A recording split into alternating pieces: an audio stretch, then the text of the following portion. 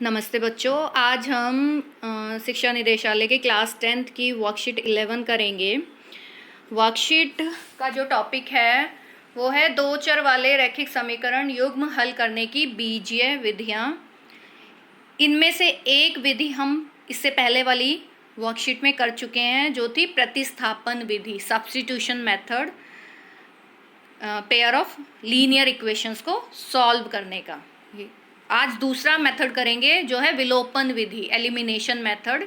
ये इन दो algebraic methods की हमने लास्ट टाइम बात की थी, उनमें से एक हो चुका है और ये दूसरा है। अब ये जो वर्कशीट है वो एक छोटी सी स्टोरी के साथ शुरू हो रही है। आप सबने मिस्टर इंडिया मूवी तो देखी ही होगी।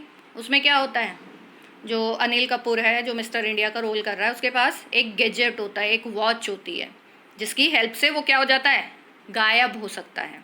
तो ये ऐसी एक स्टोरी छोटी सी शुरुआत में दी हुई है कि जो हीरो है वो किसी गैजेट या मशीन की हेल्प से गायब हो जाता है, डिसअपीयर हो जाता है, और वो फिर अपने उस गैजेट की हेल्प से समाज से करप्शन, भ्रष्टाचार को एलिमिनेट करने की कोशिश करता है, समाज से बुरे तत्वों को हटाने की कोशिश करता है, उन्हें सबक सिखाने की कोशिश करता है। तो उसी से रिलेट करते हुए फिर आज हम जानेंगे कि हम दी गई संख्याओं को कैसे एलिमिनेट कर सकते हैं, विलोपित कर सकते हैं, या दिए गए टर्म्स को, पदों को हम कैसे एलिमिनेट कर सकते हैं। और स्टेप वाइज सीखेंगे कि हम पेयर ऑफ लीनियर इक्वेशंस को यूजिंग एलिमिनेशन मेथड कैसे सॉल्व कर सकते हैं। तो बहुत ही आसान तरीके से इसे सीखेंगे, तो प्लीज़ आप पूरी वीडियो ध्यान से देखिए और सुनिए। तो अब अगर हम कुछ इंटीजर्स की बात करें, कुछ संख्याओं की बात करें और उनको विलोपित करना है, उनको एलिमिनेट करना है, तो कैसे करेंगे। जैसे कि 4 है, 4 को एलिमिनेट करना है। इसका क्या मतलब है, 4 को हमें 0 बनाना है। तो हम क्या करेंगे, अगर मैं इसके साथ इसका योज्य प्रतिलोम जोड़ दूं तो ये 0 हो जाएगा। 4 है, 4 का एडिटिव इनवर्स क्या होगा, -4। किसी भी नंबर का एडिटिव इनवर्स क्या होता है, जो उसके साथ साइन है उसको हम ऑपोजिट कर देते हैं। मतलब इसके साथ ये +4 है तो इसका एडिटिव इनवर्स क्या हो जाएगा, -4। तो +4 -4 0 का इक्वल होगा। इसका मतलब ये क्या हो गया, एलिमिनेट हो गया, ये खत्म हो गया। इसी तरीके से अगर मैं एक और संख्या लूं, 12 मान लीजिए, तो अगर मैं इसमें से घटा दूं 12 को ही, मतलब -12 क्या है, इसका एडिटिव इनवर्स है 12 का, तो जब मैं इन दोनों को जोड़ दूंगी तो 0 आएगा। ऐसे ही अगर मेरे पास कोई नेगेटिव संख्या है, कोई ऋणात्मक संख्या है, तो इसका एडिटिव इनवर्स में क्या हो जाएगा, प्लस हो जाएगा ना। ये -9 का एडिटिव इनवर्स क्या होगा, +9, योज्य प्रतिलोम। तो ये क्या बन जाएगा, -9 + 9 किसके बराबर होगा, 0 के बराबर। तो इस तरीके से हमने इन संख्याओं को क्या कर दिया, विलोपित कर दिया, नष्ट कर दिया, 0 बना दिया, एलिमिनेट कर दिया। अब ये तो थे हमारे क्या थे, कांस्टेंट्स थे एक तरह से। अगर मैं बात करूं वेरिएबल्स की, कोई हमारे पास टर्म्स हैं जिसमें वेरिएबल्स भी हैं। मान लीजिए ये टर्म है मेरे पास 3x, वेरिएबल x है और इसका कोफिशिएंट 3 है। तो अब इसको विलोपित करने के लिए क्या करूंगी, मैं इस 3 का एडिटिव इनवर्स लिख दूंगी। -3 होता है और x ही रहेगा। ये दोनों क्या हैं, लाइक टर्म्स है, क्योंकि दोनों में वेरिएबल x ही है, इसलिए इनको क्या बोलते हैं, समान पद या लाइक टर्म्स बोलते हैं, जब वेरिएबल्स दोनों पदों में समान होते हैं। तो 3x - 3x क्या हो जाएगा, 0। इसी तरीके से अगर मेरे पास -4y है, इसको एलिमिनेट करना है, तो मैं क्या कर दूंगी, +4y।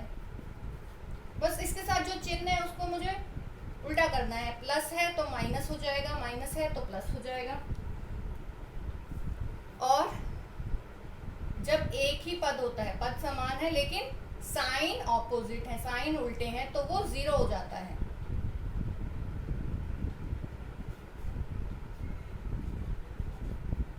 मान लीजिए मेरे पास -2x है, तो इसमें जोड़ देंगे +2x, तो ये किसके बराबर हो जाएगा? 0 के। आगे चलते हैं। अब इसमें क्या करना है, हमें सही कोफिशिएंट भरना है। इन फिलअप्स में सही गुणांक हमें भरना है, उचित गुणांक, और इस तरीके से भरना है कि पहली टर्म में से जब दूसरी टर्म माइनस होगी तो 0 आएगा हमारे पास। माइनस होगी या ऐड होगी, एक ही बात है, बस हमें चिन्ह का ध्यान रखना है। अब यहाँ पर क्या है, 3y + 3y, माइनस यहाँ पर लगा हुआ है, तो यहाँ पर क्या लिखूँ, क्या कोफिशिएंट होना चाहिए y का कि मेरे पास 0 आ जाए? यहाँ पर क्या होना चाहिए, 3 होना चाहिए। 3y - 3y 0 हो जाएगा। अब यहाँ पर 4x है, पॉजिटिव है, लेकिन यहाँ पर फिर से पॉजिटिव का साइन है। अब करना 0 है। अगर मैं यहाँ पर खाली 4 लिखती हूँ तो ये तो 4x + 4x तो 8x हो जाएगा। ये तो नहीं चाहिए हमें, चाहिए हमें 0। तो क्या करना है, यहाँ पर मुझे -4 लिखना है, और यहाँ पर मैं ब्रैकेट्स लगा दूंगी। उससे क्या होगा, ये 4x है और ये प्लस माइनस माइनस हो जाएगा, और ये बन जाएगा -4x, और जो बराबर हो जाएगा 0 के। अब यहाँ पर आते हैं, 2x में से क्या घटाएं कि 0 हो जाए, 2x ही घटाएंगे, प्लस है माइनस है तो 0 हो जाएगा। 5x को किस में से घटाएं कि 0 आ जाए? अब यहाँ पर -5x है, तो यहाँ पर क्या लेना है हमें, +5x, मतलब x का कोफिशिएंट क्या होगा, +5 होगा, तो ये 0 बन जाएगा। ऐसे ही इसी तरीके से यहाँ पर करेंगे, -7a यहाँ पर आ जाएगा +7, और a लिखा ही हुआ है, तो ब्रैकेट में a का कोफिशिएंट क्या आ गया, सॉरी ब्रैकेट में फिलअप में a का कोफिशिएंट क्या आ गया, 7, तो 7a - 7a will be equal to 0। अब हम स्टेप वाइज समझते हैं कि दी गई दो इक्वेशंस को विलोपन विधि का इस्तेमाल करते हुए कैसे सॉल्व करना है, मतलब एलिमिनेशन मेथड का यूज करते हुए हम कैसे सॉल्व करेंगे। तो ध्यान से सुनेंगे बेटा। ये दो इक्वेशंस हमें दी हुई है, हमने आपकी वर्कशीट का ये फर्स्ट क्वेश्चन का ए पार्ट ले लिया है जो अनसॉल्व पार्ट है। तो इसको सॉल्व करना है यूजिंग एलिमिनेशन मेथड। अब दोनों इक्वेशंस को पहले हम ध्यान से देखेंगे, ऑब्जर्व करेंगे। इक्वेशन 1 लिख लिया हमने, इसको इक्वेशन 2 लिख लिया। अब क्या करना है, मेरे को एलिमिनेट करना है किसी एक वेरिएबल को, या तो मैं x को एलिमिनेट कर दूं या मैं y को एलिमिनेट कर दूं। और कैसे एलिमिनेट करेंगे, हमें जो भी कोफिशिएंट है x या y के साथ उसको बराबर करना है, तभी वो एलिमिनेट होगा, जैसे हमने अभी पहले किया। तो यहाँ पर 3x और यहाँ पर x है, तो या तो मैं इस पूरी इक्वेशन को 3 से मल्टीप्लाई कर दूं तो ये भी 3x बन जाएगा, या फिर मैं पूरी इक्वेशन को 4 से मल्टीप्लाई कर दूं तो ये 4y बन जाएगा। यहाँ पर 4y है तो यहाँ पर भी 4y हम ले सकते हैं। तो ये टोटली हमारे ऊपर है कि हमें x को एलिमिनेट करना है या y को एलिमिनेट करना है। तो मान लीजिए हम पहले x को एलिमिनेट करने का सोचते हैं, तो हम क्या करेंगे, सेकेंड इक्वेशन को 3 से मल्टीप्लाई कर देंगे। यहाँ पर पूरी इक्वेशन को हमें 3 से मल्टीप्लाई करना है। ऐसा नहीं है कि खाली हम x को मल्टीप्लाई करेंगे कि हमें x का कोफिशिएंट 3 चाहिए, नहीं। जब हम मल्टीप्लाई कर रहे हैं तो पूरी इक्वेशन मल्टीप्लाई होगी, तो ये किसके बराबर आ जाएगी, 3x - 3y = 3। दोनों साइड्स मल्टीप्लाई होंगी, ये वाली साइड भी, लेफ्ट हैंड साइड भी और राइट हैंड साइड भी। अब ये हमारे पास आ गई सेकेंड इक्वेशन, जो पहले इस फॉर्म में थी वो इस फॉर्म में आ गई। अब इसके नीचे मैं लिख लेती हूँ फर्स्ट इक्वेशन को। अब यहाँ पर मेरे पास 3x आ गया, लेकिन दोनों क्या है, पॉजिटिव हैं, तो एक को नेगेटिव होना पड़ेगा। अगर मुझे इसे एलिमिनेट करना है, इसको 0 बनाना है, तो किसी एक को नेगेटिव होना पड़ेगा। तो मैं क्या करूँगी, जो नीचे वाली इक्वेशन है इन सब के साइन चेंज कर देंगे। बेसिकली हम इस इक्वेशन को माइनस से मल्टीप्लाई कर रहे हैं, तो ये जो साइन है वो अपोजिट हो जाएंगे, ये प्लस है तो माइनस हो जाएगा, ये प्लस है तो माइनस हो जाएगा, ऐसे ही यहाँ पर +10 है तो ये भी माइनस हो जाएगा। अब हम घटाएंगे, 3x में से 3x घटाया, 3x माइनस 3x, तो ये तो हो गया 0, तो इसको हमने क्रॉस कर दिया, कैंसिल कर दिया।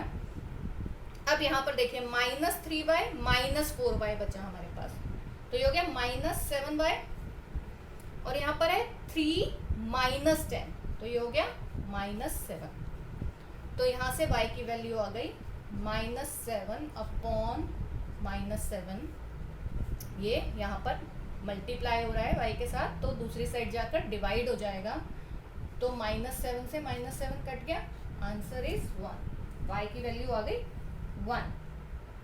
अब x की वैल्यू भी निकालनी है हमें, तो y का मान हम किन्हीं भी इन दो इक्वेशन में से किसी भी एक में पुट कर देंगे। तो हमें सेकेंड इक्वेशन में पुट करना ज़्यादा इजी लग रहा है, तो हम पुट करेंगे put y is equal to 1 in equation second. तो x माइनस वाई है तो y की जगह आ गया 1 is equal to 1, x is equal to 1, ये -1 दूसरी तरफ जाके +1, तो ये मान आ गया x का, x इज इक्वल टू 2। तो इस तरह से ये इक्वेशन हमारी सॉल्व हो गई। एलिमिनेशन मेथड का हमने इस्तेमाल किया और बहुत ही आसान तरीका, बहुत यूजुअली यही तरीका यूज़ हम करते हैं। अगर कुछ भी मेंशन नहीं है क्वेश्चन में तो हम कोई भी मेथड यूज़ कर सकते हैं, चाहे हम सब्स्टिट्यूशन मेथड यूज़ करें या एलिमिनेशन मेथड यूज़ करें, प्रतिस्थापन विधि या विलोपन विधि। लेकिन अगर क्वेश्चन में मेंशन है कौन सा मेथड यूज़ करना है तो हम उसी मेथड का इस्तेमाल करेंगे, तो इसलिए हमें सभी मेथड्स आने चाहिए। नेक्स्ट क्वेश्चन को देख लेते हैं। तो बी पार्ट में हमारे पास ये दो इक्वेशंस हैं, इन्हें हमें सॉल्व करना है।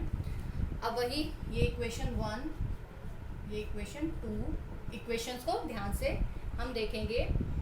यहाँ पर y का कोफिशिएंट 3 है, यहाँ पर y का कोफिशिएंट 9 है, z का कोफिशिएंट 5, z का कोफिशिएंट 2, -5 एंड -2 और 4 7 ये है।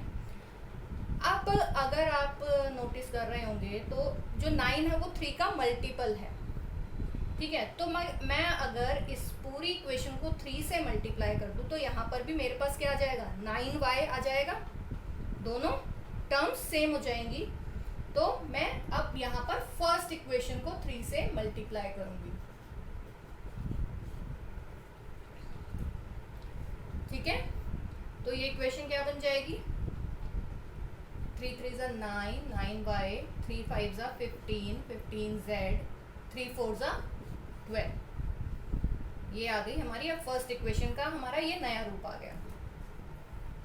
अब इसके नीचे लिख लेते हैं सेकेंड इक्वेशन।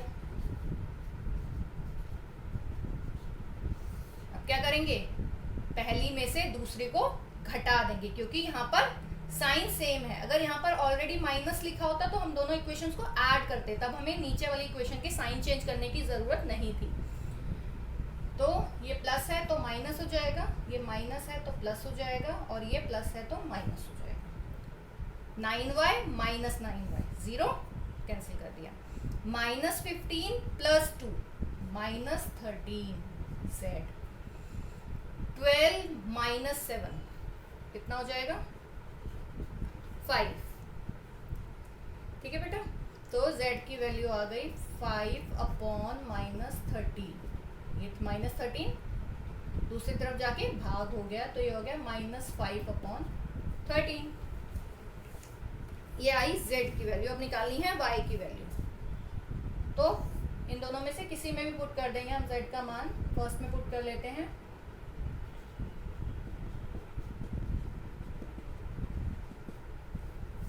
तो ये हो गया 3y - 5, z की जगह आ गया -5 upon 13 equal to 4, 3y minus minus plus 5 5 ज़ा 25 अपॉन 13 इक्वल टू 4।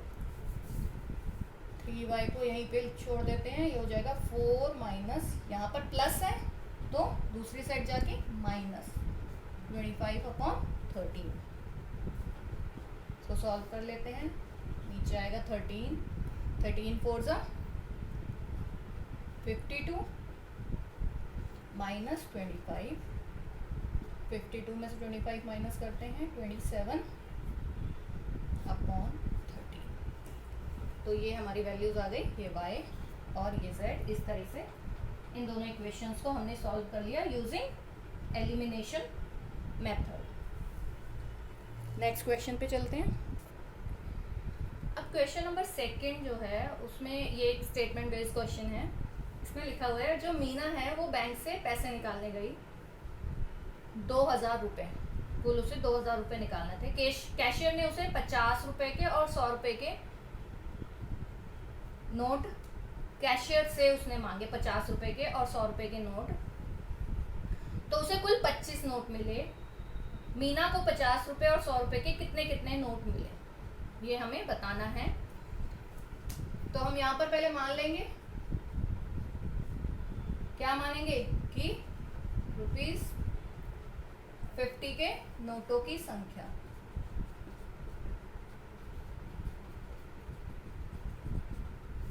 तो हमने x मान लिया। Let number of notes of ₹50 is equal to x। इसी तरीके से हम 100 रुपये के नोटों की संख्या को y मान लेंगे। अब कुल नोट उसे 25 मिले, तो इसका मतलब इन दोनों के नोटों की संख्या को अगर मैं जोड़ दूं तो 25 आना चाहिए। मुझे नहीं पता कि 50 रुपए के कितने नोट दिए या 100 रुपए के कितने दिए, लेकिन दोनों की जो संख्या है वो मुझे पता है। तो दोनों नोटों की संख्या मिला के है 25। अब अगर x जो है 50 रुपए के नोटों की संख्या है और इसको मैं अगर 50 से गुना कर दूं तो 50x क्या हो जाएगा, कुल राशि निकल आएगी। जो 50 के नोटों से कुल राशि उसे प्राप्त हुई वो निकल आएगी। इसी तरीके से अगर y 100 रुपए के नोटों की संख्या है और अगर मैं 100 से इसको गुणा कर दूं तो ये 100 रुपए से उसे जितनी राशि प्राप्त हुई 100 रुपए के नोटों से कुल राशि जो प्राप्त हुई वो आ जाएगी, और इन दोनों राशि को मिला के टोटल राशि आ जाएगी। और वो कितने निकालने गई थी, 2000 रुपये। तो ये मेरी सेकंड इक्वेशन बन जाएगी। देखे समझते हैं, अगर ये मैं थोड़ा और क्लियर कर देती हूँ उस पॉइंट को। मान लीजिए x मतलब मान लीजिए 50 रुपए के जो नोट थे वो कितने थे, कुछ भी मान लीजिए 7 थे, 7 नोट थे, ठीक है। और ये कितने रुपए के हैं, 50 रुपए के। तो इसका मतलब कुल राशि जो उसे मिली 50 रुपए के नोटों से वो कितनी हो गई, 50 गुणा में 7 मतलब 350 रुपये उसे किससे मिले, 50 रुपए के नोटों से। मान लीजिए और थोड़ा इसको इजी कर लेते हैं। मान लीजिए आपके पास 2 नोट है 50 के, ठीक है। 50 के 2 नोट है, इसका मतलब आपके पास कुल कितने पैसे हैं, 100 रुपये हैं आपके पास। कैसे पता चला, 50 को 2 से गुणा किया, ठीक है। तो जब हम नोटों की संख्या को उस नोट की वैल्यू से गुणा कर देते हैं, एक नोट की वैल्यू से, तो हमारे पास कुल राशि आ जाती है। अब दोनों इक्वेशंस हमारे पास हैं, इनको सॉल्व करेंगे किससे, विलोपन विधि से, एलिमिनेशन मेथड से। अब यहाँ पर मैं फर्स्ट इक्वेशन को 50 से भी मल्टीप्लाई कर सकती हूँ, फर्स्ट इक्वेशन को मैं 100 से भी मल्टीप्लाई कर सकती हूँ। अगर 50 से करूँगी तो x एलिमिनेट हो जाएगा, और 100 से करूँगी तो y एलिमिनेट हो जाएगा। तो 50 से ही कर लेते हैं इसको मल्टीप्लाई। तो यहाँ 50 से हमने इस पूरे इक्वेशन को मल्टीप्लाई किया तो ये आ गया 50x plus 50y is equal to 50 को 25 से करेंगे तो कितना आ जाएगा, 1250। ये फर्स्ट इक्वेशन थी, ये सेकंड। अब इसके नीचे सेकंड इक्वेशन लिख लेते हैं।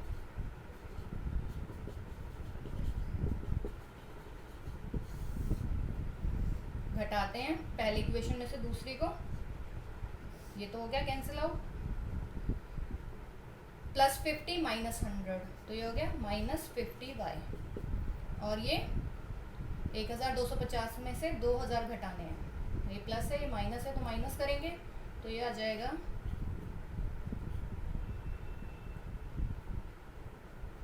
750 माइनस 750, तो माइनस से माइनस कट गया y कितना आया 750 अपॉन 50, 50, 5 से इसको काट लेते हैं तो 15 आ गया। y की वैल्यू क्या आ गई 15 आ गई। इसका मतलब 100 रुपए के कितने नोट थे 15 नोट थे। अब x का मान निकाल लेते हैं, फर्स्ट इक्वेशन में रख लेते हैं y की वैल्यू,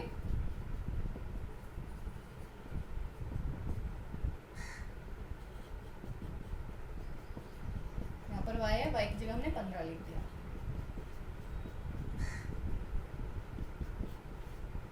तो x की वैल्यू क्या आ गई 10 आ गई। इसका मतलब 50 रुपए के कितने नोट मिले उसको 10, और 100 रुपए के कितने मिले 15, और दोनों कुल मिला के कितने थे 25।